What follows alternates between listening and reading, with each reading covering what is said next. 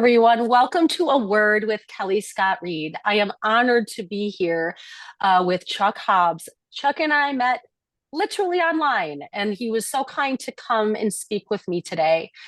Over the past 25 years, Chuck Hobbs has served as a trial lawyer, award winning freelance writer, and educator on the primary through collegiate levels. Tallahassee native, Hobbs earned a BA in history from Morehouse College in 1994 and a MA with a concentration in history from Florida A&M University in 95. In 98, Hobbs earned a JD from University of Florida Levin College of Law. From 2000 to 2020, Hobbs tried a number of high profile cases, including the 2003 gambling trial of former Florida State University quarterback Adrian McPherson, the 2006 Tappa hazing case, the nation's first ever felony hazing trial, the lead counsel for several defendants in the Robert Champion hazing manslaughter case. In 2018, Hobbs served as legal advisor to the Andrew Gillum for Governor campaign during the election recount that followed a razor-thin margin of victory for Republican Ron DeSantis. Since 2010, Hobbs has been a regularly featured columnist in The Hill, The Griot, the Tallahassee Democrat. His editorials have appeared in the New York Times, Miami Herald, and the Florida Times-Union. Hobbs has been nominated for prestigious Pulitzer Prize in commentary twice. It's amazing. First by the Tallahassee Democrat in 2011 and in 2016 by The Hill. In 2010, he won the coveted Florida Bar Media Award. In 2010, for a series of articles regarding the lack of racial and gender diversity in the judicial branch. He's also served as a legal analyst for the TV One television series Fatal Attraction, and since 2017 has been the publisher of Hobbservation Point, a blog that's viewed by over 2 million readers worldwide since its inception. I am one of those people. I welcome you to this. I feel extraordinarily humbled by your presence. I think you're wonderful, and I do read you often, if not every single time I get your update. Thank you so much for joining us today. Kelly, it's so great to be here with you, and I'm definitely looking forward to this conversation. And again, having an opportunity to finally take it past the Book of Faces, as I jokingly call it, and being able to build with a like-minded person who is expending your own light in the world. Because again, we deal with so much darkness these days in regards to spiritual wickedness and people who just don't have great hearts. And I recognize in you someone whose heart is the same as mine. And so we're going to make it through together, one by one, conversation by conversation. So I'm glad to be here. Well, I'm so happy. Thank you so much for saying that. I appreciate it. At the Rough and Yup Press, we are an online publishing blog that does all different types of work. And what we have noticed throughout the last 5 years that we've been in existence is that language has power. Hence what you write that attracted me to follow you on the Book of Faces and just get to want to get to know you a little bit more because your words have power. Could you describe a time in your life when you realized that language had power for you? Absolutely. And I appreciate that question. So if I had to look back on it, I want to say, so I have to give this information. My mother is an English teacher. I'm blessed to still have her. I won't give her age because when she sees this video, if I tell you how old she is, she'll hit me upside the head. And so I don't want that to happen.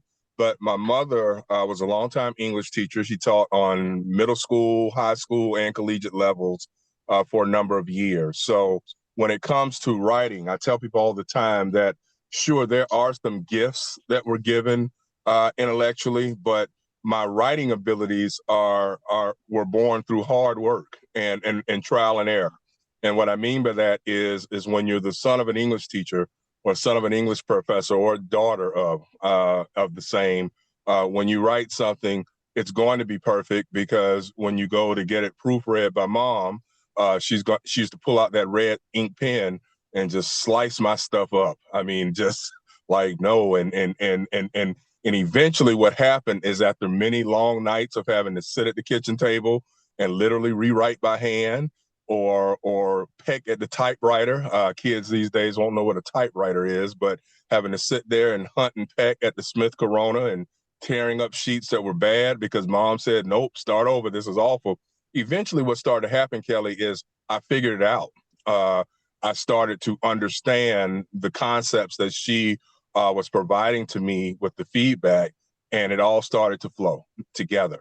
And so if I had to point to a singular moment when I realized that words counted, it was in fourth grade. Interestingly enough, I entered into a contest. It was a Mother's Day essay contest and I wrote an essay about why my mother was the best mother on earth. And I won first place. I got a $100 savings bond, a nice certificate, and they came by and provided me all of these gifts. It was a group here in Tallahassee. The United Ebonets of Florida was the name of the group. I still remember. And it was at that point in time that I realized, like, okay, I might have something here with this pen. Mm-hmm. That is an awesome story. It's so funny. My youngest son is an English teacher. So English teachers are very near and dear to me and have always been my favorite subject. I remember Okay. in Okay. math class, writing, not paying any attention. Right. I can't add, Right. but I can write. Right, right. Same here, right? So, and one of my oldest friends, we joke all the time because I realized again early on that English was something that I developed a skill for. History is what came easy to me. History came to me like a fish to water, so to speak. It dates, periods, all of those things just are in my head, and I have a very razor sharp memory. I've been blessed with that, which is why I pray all the time. I'm like, I pray that when I leave this earth, it isn't through dementia, because at the end of the day, I would hate to not be able to remember things because I remember the most random things throughout the course of my life. But math was not a good subject for me either, so I understand it did not make a lot of sense to me, and I struggled through the best I could. So we are kindred spirits when it comes to that.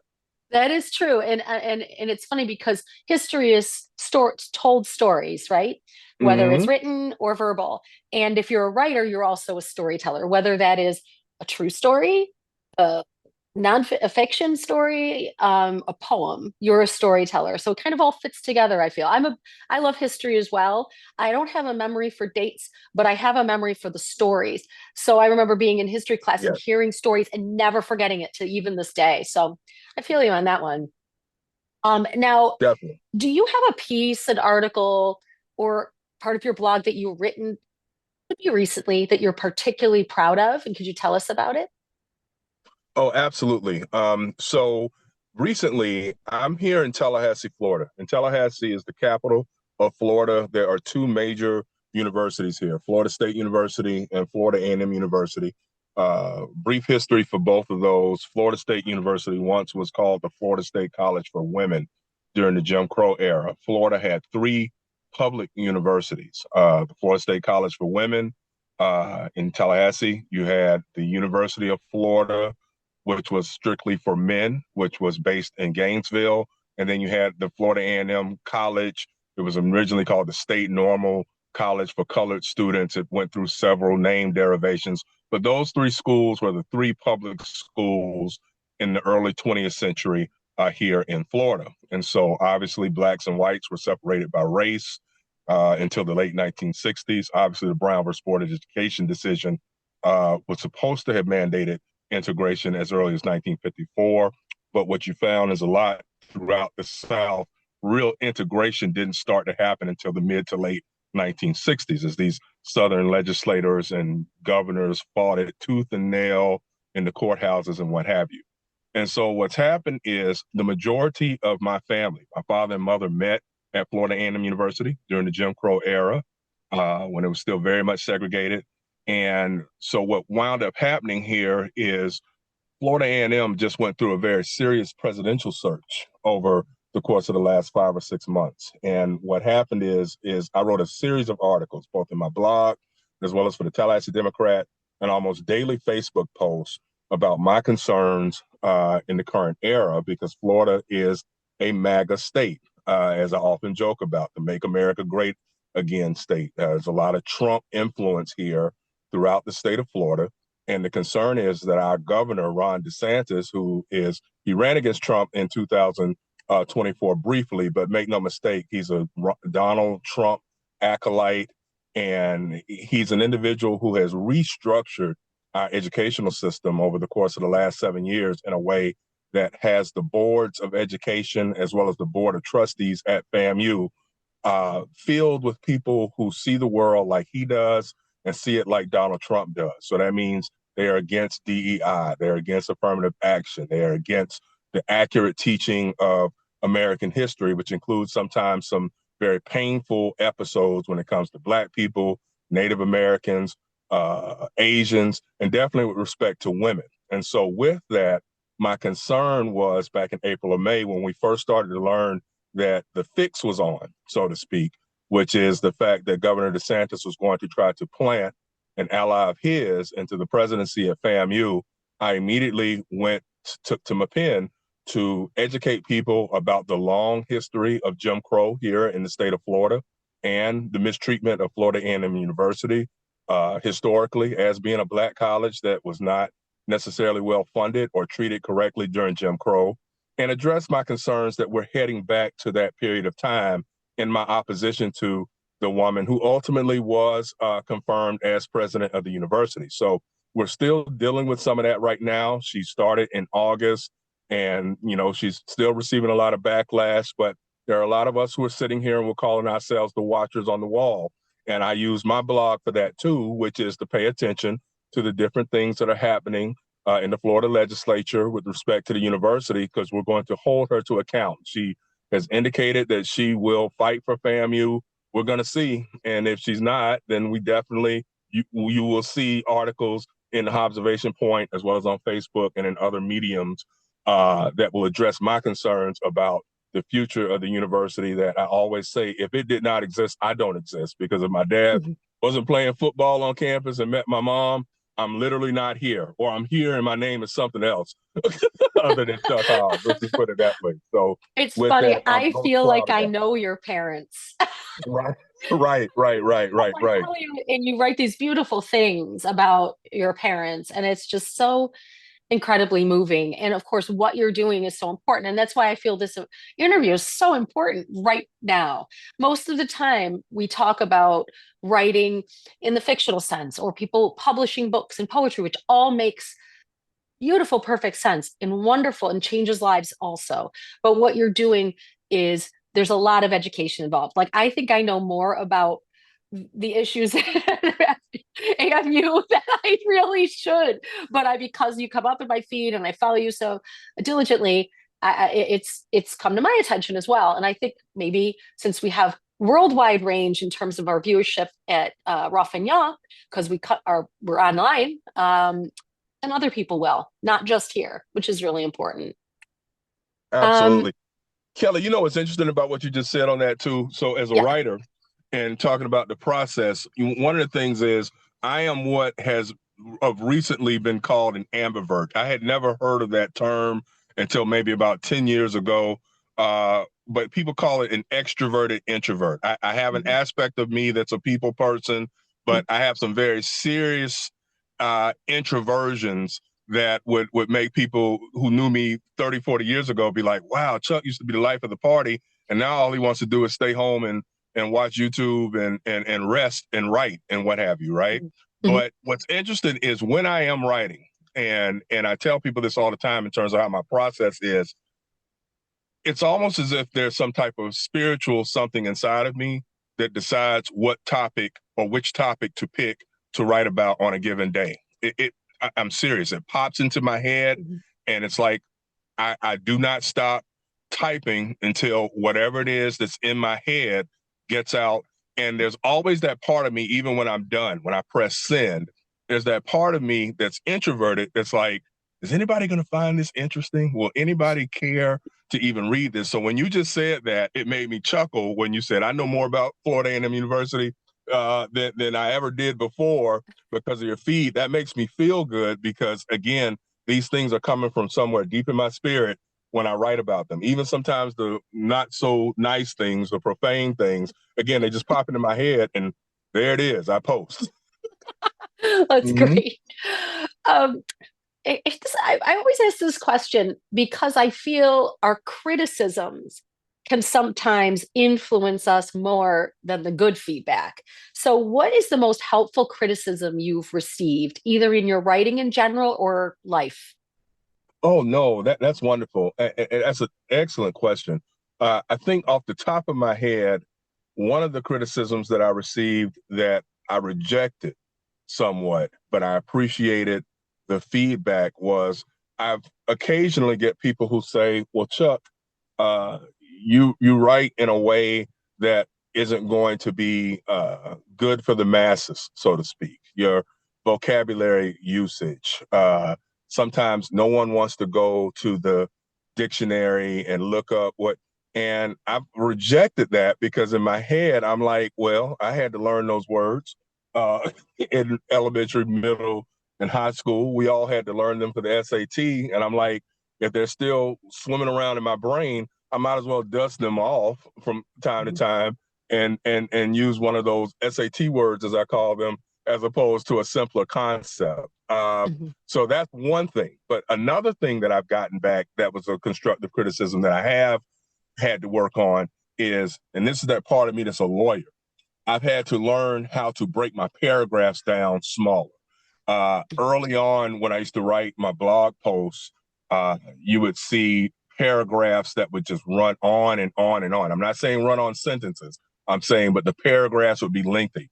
And I had an actual dean of the FAMU School of Journalism who follows my stuff as well, sent me a text message, and he was a friend of my father's as well when my father was alive.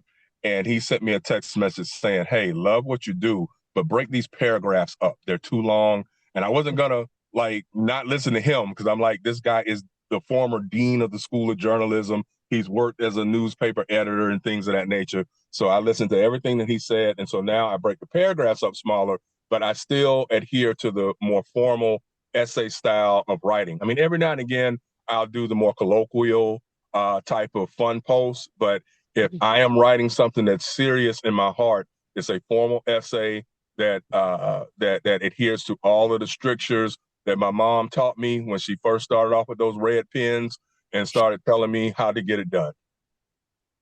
That's amazing. And besides, this is a weird question because you've given us some of your, obviously your parents deeply influence you. Do you have any influences in the writing community? Did you read early on, and who did you read?